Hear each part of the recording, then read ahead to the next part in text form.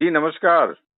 जी नमस्कार, नमस्कार। हम बातचीत कर रहे हैं कवि, लेखक, आलोचक संजुल शर्मा जी के साथ जबलपुर मध्य प्रदेश से।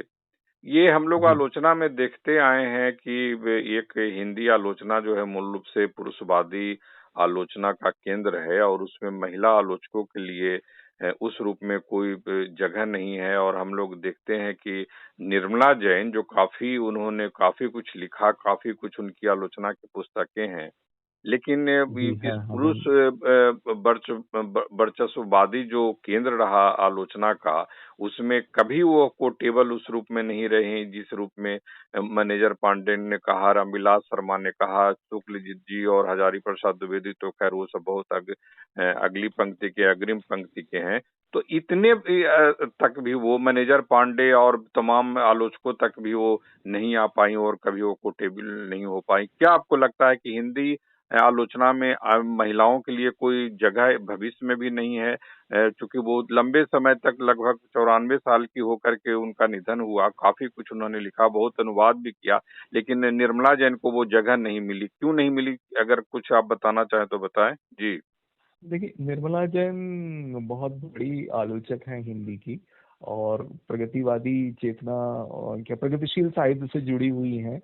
उनको पढ़ा भी है मैंने, लेकिन जिस तरह से पुरुषवादी आलोचकों ने या अपनी जगह बनाई हुई है लगातार, उस पे निर्मला जैन को जो जगह मिलना चाहिए था वो नहीं मिली। उसका कारण जो समाज है हमारा, जो हिंदी समाज है या जो हमारा भारतीय समाज है, वो भी उसका एक कारण हो सकता है।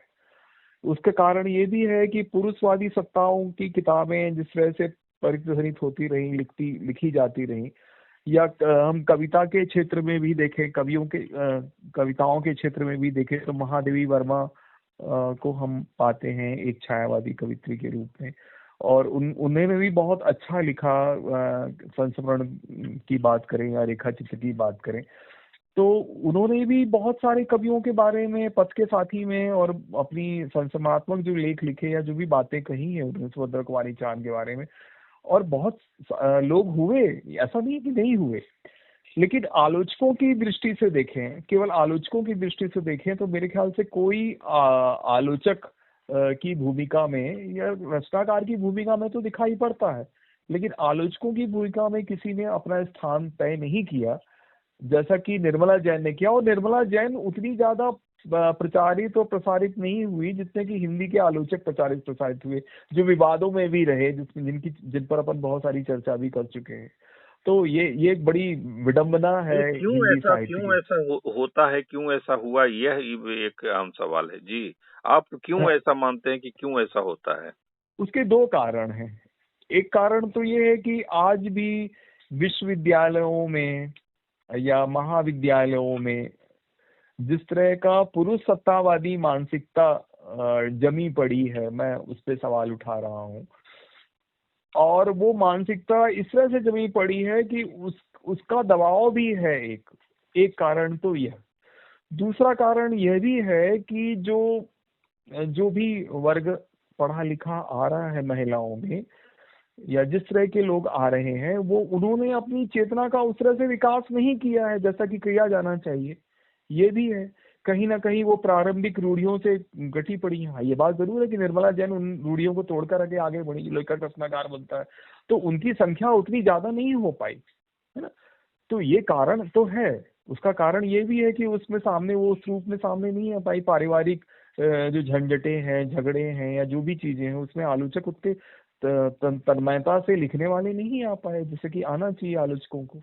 हाँ, निर्मला जैन का नाम है, लेकिन निर्मला जैन का नाम इसलिए भी नहीं प्रचलित हो पाया कि वो महिला आलोचक थी, शायद लोगों ने उनको उतना महत्व नहीं दिया होगा।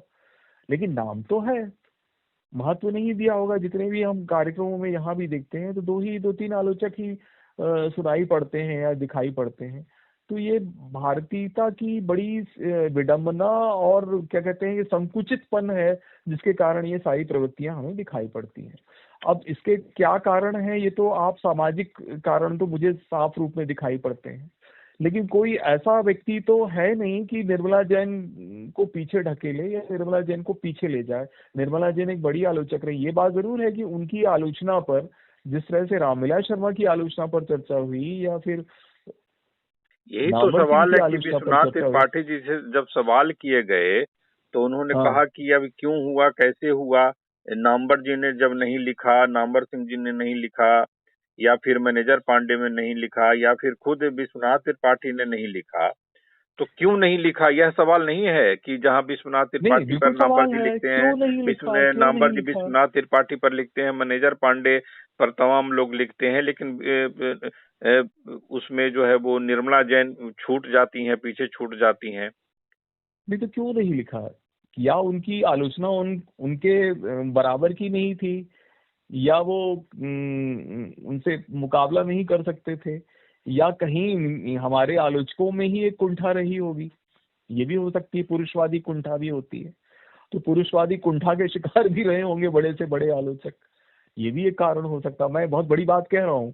तो कुंठा भी हो सकती है कि क्यों बढ़ाया जाए उनको, ये भी कारण हो सकता है। तो दो तीन बातें हो सकती है, या तो फिर आलोचना की स्थिति ऐसी नहीं होगी, या फिर कोई कारण होगा कुंठा का, है ना। और लिख दिया तो कहीं ऐसा ना हो जाए कि वो मुझसे आगे निकल जाए, प्रतिस्पर्धा भी हो सकती है। तो दो तीन बातें तो हैं। जैसे कि जिस प्रतिस्पर्धा को हम लोग रामविलास शर्मा और नामवर सिंह में देखते हैं, जिस प्रतियोगिता को आलोचना के क्षेत्र में, उस प्रतिस्पर्धा में वो शामिल ना हो जाए, ये भी हो सकता है। तो कारण तो कई है। और मूल कारण जो है मुझे जो समझ में आता है, वो एक कोई बड़ा उसी तरह सामाजिक से देखिए कारण ना, भी। अगर आज भी अगर मान के चलिए कि अगर मान लीजिए रोहिणी अग्रवाल जी का नाम आता है, तो क्या जी उस जी जी उस उस तरह से आता है कि जिस तरह से अगर मान लीजिए कि ये सब दिल्ली वाले तमाम लोग जो हैं, और भी जितने लोग हैं, या फिर जितने और उसके बाद के रवि श्रीवास्तव आलोचक हो गए, रवि भूषण हो गए, उसके बाद जी। शंभुनाथ हो गए, उसके बाद अजय तिवारी हो गए, ये सब तमाम लोग जो आलोचक हाँ जो अब हैं, क्या इस रूप हाँ, में भी क्या? कात्यायनी जी हो गई, कात्यायनी जी भी आलोचक हैं कवि के साथ लेकिन साथ। कहाँ कात्यायनी जी का भी उस तरह से नाम नहीं है, रोहिणी हाँ अग्रवाल जी का भी उस तरह से नाम नहीं है जो कोटेबल हो, जो उस तरह से। जी जी जी। नहीं, कात्यायनी जी का तो है, और उनसे लोग डरते भी हैं उनकी आलोचना को कात्यायनी लेकर जी के। का इसलिए है कि वो चूंकि वे एक कहीं न कहीं एक विचारधारा से जुड़ी हुई हैं, और उसमें विचारधारा में काफी वो एक्टिव हैं, वो उस जी जी विचारधारा जी में काफी एक्टिव हैं, इसलिए उनकी वो बात, लेकिन उस तरह से कोटेबल नहीं है वो। जी जी। वो उनकी पहचान उस रूप में, वो विचारधारा वो उन पर हावी हो जाती है, यह भी देखने वाली बात हाँ, ये बात तो आप सही कह रहे हैं। है। जी जी जी। हाँ, ये बात तो आप सही कह रहे हैं कि विचारधारा भी हो जाती है, और यही कारण है कि कहीं साहित्य पीछे भी छूट जाता है, ये कारण भी है। लेकिन ये बात जरूर है कि ये मानवीय कुंठाएं तो, मतलब ये जो पुरुषवादी जो कुंठा है, उसका भी हालांकि वो कारण एक हो लेकिन वो सकता है। की जाती हैं जो पुरुष वर्चस्ववादी जो लेखन है या कविता है, या फिर तमाम तरह की जो भी जितनी चीजें हैं, जो खासकर जहाँ विवाद पैदा होते हैं, उसमें कात्यायनी जी दखल करती हैं। उनकी कविता भी कभी कभी उसी खांचे में ढाल दिया जाता है, विचारधारा के खांचे में, लेकिन वो हाँ टक्कर लेती हुई दिखती हैं, और लगातार अंतिम में माने अंतिम तक जाती हैं वो, वाद विवाद में हाँ पीछे नहीं हटती हैं। लेकिन फिर भी दूसरे लोग, तीसरे लोग जो होते हैं, पुरुष वर्चस्ववादी जो होते हैं, उनको उस रूप में वोट नहीं करते हैं। वही उनके कुछ लोग, अगर मान लीजिए जो उनकी विचारधारा के लोग होते हैं, बस वहीं तक वो सीमित कर दी जाती है। हाँ, ये बात तो है, लेकिन टक्कर तो लेती है, ये बात तो कह सकते हैं, हाँ, टक्कर तो लेकिन ये लेती है। सवाल तो यही हाँ ना कि जिस तरह से निर्मला जैन हो गई, रोहिणी अग्रवाल हो गई, कात्यायनी जी हो गई, उस तरह से उनको उस रूप में स्पेस नहीं मिल रहा है किसी न किसी इस पुरुष वर्चस्ववादी आलोचकों के बीच में। वो देखिए देखिए उसके पीछे बहुत से कारण हैं, लेकिन या धीरे यह धीरे भी ये वजह है कि इनकी संख्या बहुत कम है? एक आखिरी सवाल हाँ, पूछना, इनकी बहुत हाँ, कम ये है? भी सवाल है कि संख्या बहुत कम है। पारिवारिक जिम्मेदारियां, पारिवारिक परेशानियां, और बहुत सारे परिवार जो हैं जहां हम लोग बड़े प्रगतिशील हो जाए, सब कुछ हो जाए, लेकिन परिवार के लोगों में यदि प्रगतिशीलता का तत्व नहीं है, तो वो महिलाएं कहाँ तक सामने आ पाएंगी? वो तो उसके कई कारण हैं, कई वजहें भी हैं इसके पीछे। पारिवारिक दबाव भी बहुत सारे होते हैं महिलाओं के। पुरुषों पे शायद उतने पारिवारिक दबाव, शायद वो उससे मुक्त हो जाता है, लेकिन महिलाएं उन पारिवारिक दबावों से मुक्त भी नहीं हो पाती। हाँ, रचना के क्षेत्र में महिलाएं मुक्त होती हैं जब उनको परिवार का साथ मिलता है, लेकिन कई जगह वो होती भी हैं तो उनसे दबावों से मुक्त भी नहीं हो पाती, या मुक्त होने का प्रश्न ही उनके मन में पैदा ही नहीं होता। हाँ, कहीं कहीं चीजें जरूर है कि बिगड़ कर सामने आती हैं। मैं जबलपुर की बात करूँ तो एक हमारे महाविद्यालय की प्राचार्य थी गवर्नमेंट कॉलेज में। पहले वो गवर्नमेंट कॉलेज में लगी रही, लेकिन अब वो शायद विक पढ़ रही हैं, तो यहाँ के लोकल आयोजनों में वो कविताओं की आलोचना करती हैं। जबकि लेकिन उनकी उम्र जब 70 के ऊपर जा रही है तब वो उस पीढ़ी पर आई हैं किताबों के बारे में। तो कई कारण हैं इसके पीछे, कोई एक कारण नहीं है। दूसरी बात यह है कि पुरुषवादी आलोचकों का वर्चस्व है यहाँ पर, और वो पुरुषवादी आलोचक महिलाओं पर लिखते तो नहीं है। इसका मतलब है कि महिलाओं इनको इस अगर महिला आलोचकों को आगे आना है तो इस पुरुष वर्चस्ववादी जो क्षेत्र है उनको बहुत अधिक चुनौती अभी देनी होगी, तभी वो आगे आ सकती हैं, अपनी बात रख जी हाँ, सकती हैं, अपनी चुनौती बात चुनौती तो मनवा देनी ही सकती हैं होगी। और अपनी बात को कारगर ढंग से सिद्ध करवा सकती हैं, और तभी जी वो बिल्कुल देनी कोटेबल होगी पड़ेगी। समाज में। जी हाँ, चुनौती तो देना ही पड़ेगी, तभी तो बराबरी का दर्जा उन्हें, मतलब बराबरी की आलोचना में उनको समान भागीदारी मिलेगी। ऐसा नहीं कि कमी है आलोचकों की या लिखने वालों की। हम सोचे खोजेंगे तो बहुत सारे लोग ऐसे मिल जाएंगे जो शायद इस पर काम भी कर रहे हो, नजर में ना आए हो। लेकिन ये है कि उनको आगे आना पड़ेगा, काम करना पड़ेगा, दिखाना पड़ेगा। तब तो हम कह सकते हैं कि बातें बन रही हैं, बातें सामने रूप से सामने आ रही है। तब हम कहते हैं कि भाई एक सही प्रगतिशील समाज का या कविता के क्षेत्र में या साहित्य के क्षेत्र में तब आएगा। और निर्मला जैन थी, उन्होंने बड़ा, ये बात जरूर है कि रचनाकार के क्षेत्र में बहुत सारे लोग हैं हमारे पास।